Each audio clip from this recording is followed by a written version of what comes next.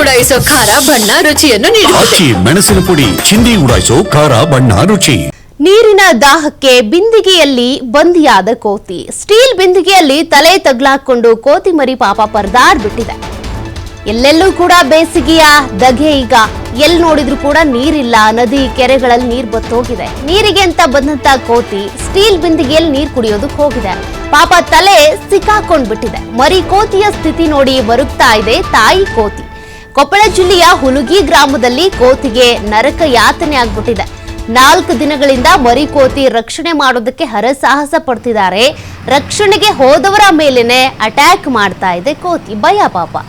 ಗಂಡು ಕೋತಿ ಈ ರೀತಿ ಅಟ್ಯಾಕ್ ಮಾಡ್ತಾ ಇರೋದ್ರಿಂದ ಜನರು ರಕ್ಷಣೆಗೆ ಬರೋದಕ್ಕೂ ಹೆದರ್ತಿದ್ದಾರೆ. ನೋಡಿ, ಆ ದೃಶ್ಯವನ್ನ ನೀವು ಗಮನಿಸ್ತಾ ಇದ್ದೀರಾ. ಸ್ಟೀಲ್ ಬಿಂದಿಗೆಯ ಒಳಗಡೆ ತಲೆ ಸಿಲ್ಕಾಕೊಂಡ್ಬಿಟ್ಟಿದೆ. ಅದನ್ನ ರಕ್ಷಣೆ ಮಾಡೋದು ಕೂಡ ಈಗ ಕಷ್ಟಕರವಾದ ಪರಿಸ್ಥಿತಿ. ಏನಾದ್ರೂ ರಕ್ಷಣೆ ಮಾಡೋದಕ್ಕೆ ಹೋದ್ರೆ ಹೊಡೆಯೋದಕ್ಕೆ ಬಂದ್ರೇನೋ ಅನ್ನುವಂಥ ಕಾರಣಕ್ಕೆ ಅದ್ರ ಜೊತೆಗಿರುವಂತ ಗಂಡು ಕೋತಿ ಜನರ ಮೇಲೆನೆ ಅಟ್ಯಾಕ್ ಮಾಡ್ತಾ ಇದೆಯಂತೆ. ಸ್ಥಳೀಯರು ಬಿಂದಿಗೆ ಸಮೇತ ತಾಯಿಯೊಂದಿಗೆ ಎಸ್ಕೇಪ್ ಆಗಿರುವಂತ ಅಂದ್ರೆ ಸ್ಥಳೀಯರು ಕಾಪಾಡೋದಕ್ಕೆ ಬಂದ್ರು ಕೂಡ ಹೆದರ್ಕೊಂಡು ಓಡ್ ಹೋಗ್ತಾ ಇದೆ. ಆ ತಾಯಿ ಕೋತಿ ಹಾಗೂ ಮರಿ ಕೋತಿ ಎರಡೂ ಕೂಡ ಬಿಂದಿಗೆ ಸಮೇತ ಎಸ್ಕೇಪ್ ಆಗಿವೆ. ಅಲ್ಲಿಂದ ಏನಾದ್ರೂ ಮಾಡ್ಬಿಡ್ತಾರೆ ಅನ್ನುವಂತ ಭಯಕ್ಕೆ.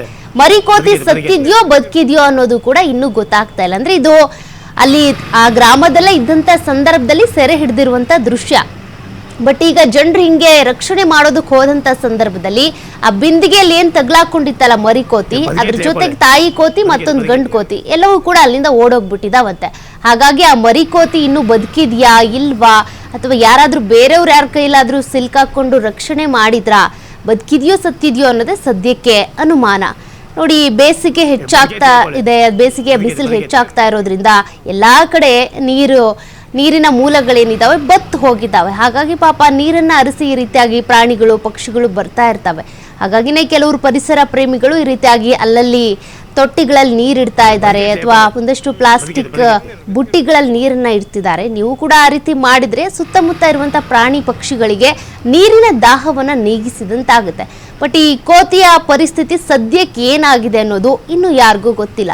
ಗ್ರಾಮಸ್ಥರು ಕಾಪಾಡೋದಕ್ಕೆ ಹೋದ್ರೂ ಆಗಿಲ್ಲ. ಯಾಕೆಂದ್ರೆ ಏನಾದ್ರು ಮಾಡ್ಬಿಡ್ತಾರೆ ಅನ್ನೋ ಭಯಕ್ಕೆ ಆ ಗಂಡು ಕೋತಿ ಅಟ್ಯಾಕ್ ಮಾಡ್ತಾ ಇತ್ತಂತೆ. ಹಾಗಾಗಿ ಅಲ್ಲಿ ಒಂದಷ್ಟು ಮರುಕ ಪಡ್ತಾ ಇದ್ದಾರೆ ಜನರು. ಪಾಪ ಕೋತಿ ಏನಾಯ್ತೋ ಏನೋ, ಸತ್ತಿದ್ಯೋ ಬದುಕಿದ್ಯೋ ಅಂತ.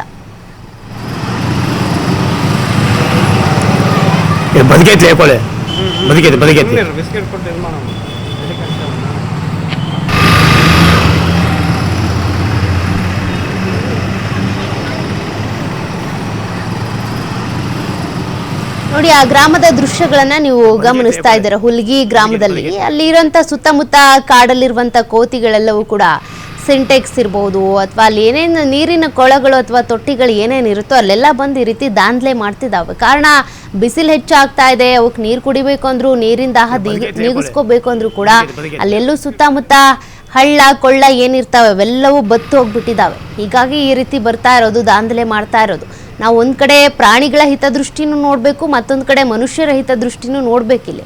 ಈ ರೀತಿ ಬಂದಂತ ಸಂದರ್ಭದಲ್ಲಿ ಮಕ್ಕಳು ಇರ್ತಾವೆ, ಮಕ್ಕಳ ಮೇಲೆ ಅಟ್ಯಾಕ್ ಮಾಡಬಹುದು, ಅಥವಾ ಮನೆಯಲ್ಲಿ ಮಹಿಳೆಯರು ಇರ್ತಾರೆ, ಅವ್ರ ಮೇಲೆ ಅಟ್ಯಾಕ್ ಮಾಡಿದ್ರೆ ಏನ್ ಕತೆ ಏನು ಅಂತ.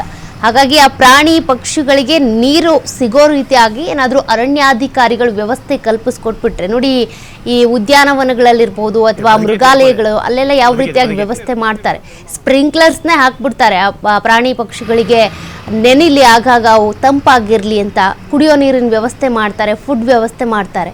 ಅದೇ ರೀತಿ ಏನಾದರೂ ವ್ಯವಸ್ಥೆ ಮಾಡಬಹುದು.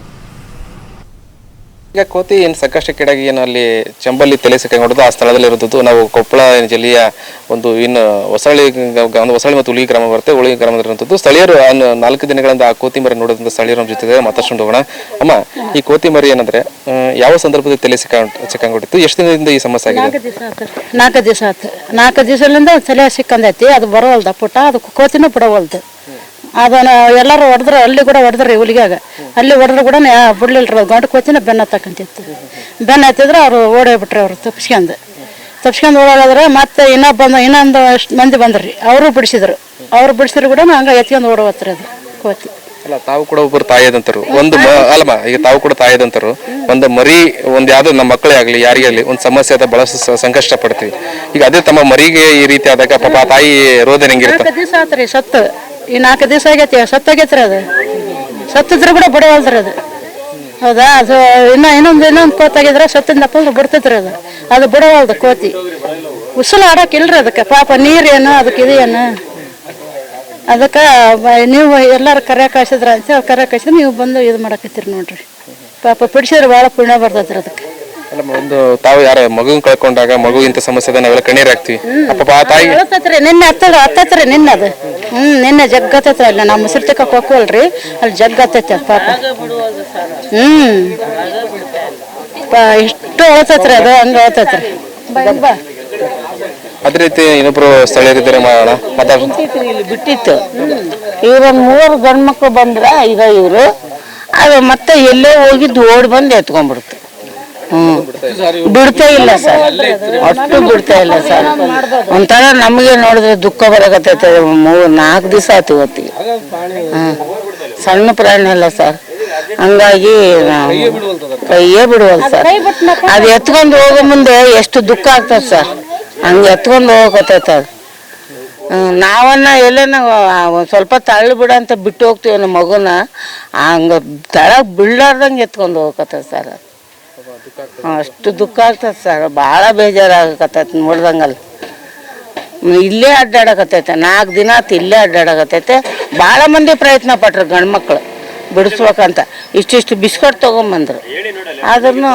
ಬೇರೆ ಕೋತೆ ಬರ್ತೈತೆ ಅದು ಬರವಲ್ದು ಅವೆಲ್ಲ ಓಷ್ಟು ಕೋತಿ ಬರ್ತಾರ ಅವು ಬರವಲ್ದು ಅದು ಬರವಲ್ದು ಅದು ಬಂದಪ್ಪ ಅಂದ್ರೆ ಹೆಂಗ ಒಂದು ಬಿಡಿಸ್ಕೋಬೋದು ಅದು ಬರವಲ್ದು ಅದು ಬಂತಪ್ಪ ಅಂದ್ರ ಎಲ್ಲಾರು ಬಿಡಿಸ್ತಾರ ಬಿಡ್ರಿ ಇಲ್ಲೆಲ್ಲ ನಂಗಲ್ಲ ಇದು ಗಂಡು ಕೋತಿ ಅಂತ ಬೆನ್ನು ಹತ್ತೈತ್ರಿ ಅದು ಬೆನ್ನು ಹತ್ತಿದ್ನಪ್ಪ ಮ್ಯಾಲೆ ಬಿದ್ದಪ್ಪ ನಾವು ಏನ್ ಗತಿ ಆಗ್ಬಿಟ್ರಿ ಏನ್ ಮಾಡಿ ಅದ್ರ ಈಚೆಗೆ ನೋಡ್ರಿ ಅದಕ್ಕೆ ನಾವು ಸುಮ್ಮನೆ ಪಾಪ ಅವಲಿಗೆ ಮಂದಿ ಎಲ್ಲಾರು ಬೆನ್ನು ಹತ್ತೈತ್ರಿ ಅದಕ್ಕೆ ಅಲ್ಲಿ ಟ್ಯಾಂಕಿ ಮಾಡಿ ಕುಂತೈತ್ರಿ ಅಲ್ಲಿಂದನೂ ಓಡಿಸ್ಯಾರ್ರಿ ಗೊತ್ತಾನ ಇಷ್ಟೇನಂದ್ರೆ ಇಲ್ಲಿ ಸ್ಥಳೀಯರು ಮತ್ತು ನಿಜವೂ ಕೂಡ ಅವರು ಕೂಡ ಒಂದು ದುಃಖನ ವ್ಯಕ್ತಪಡಿಸಿದರೆ ಯಾವುದೇ ಆಗಲಿ ಒಂದು ಜೀವಿ ಕೂಡ ಮಕ್ಕಳಂದ್ರೆ ಬಹಳಷ್ಟು ಅಂತಃಕರಣ ಇರುತ್ತೆ ನಮ್ಮ ಮಕ್ಕಳಾದ್ರೂ ಕೂಡ ಒಂದು 5 ನಿಮಿಷ ಬಿಟ್ಟು ಹೋಗೋಕ್ಕೂ ಕೂಡ ನಾವು ಕಷ್ಟ ಅಂತೀವಿ ಆದರೆ ಅಂಥ ಸಂದರ್ಭದಲ್ಲಿ ಆ ಮಗುವನ್ನ ಇವತ್ತು ಏನಂದ್ರೆ ತುಂಬಾ ಸಂಕಷ್ಟಕ್ಕೆ ಇಡೋದು ಆ ಮರಿಯನ್ನು ಕೂಡ ಅವತ್ತು ಕೂತಿ ಬಿಡ್ತಾ ಇಲ್ಲ ಅದು ನೋಡಿದ್ರೆ ಕೂಡ ದುಃಖ ಕೂಡ ನಮಗೂ ಕೂಡ ವ್ಯಕ್ತ ಆಗ್ತದೆ ಅಂತ ಹೇಳಿರ್ತಿತ್ತು. ಕೆಂಪಪ್ಪಸನ್ನ ಅಂಜನಪ್ಪ ಜೊತೆ ನಾಗರಾಜ್ ಟಿವಿ ಕೊಪ್ಪಳ.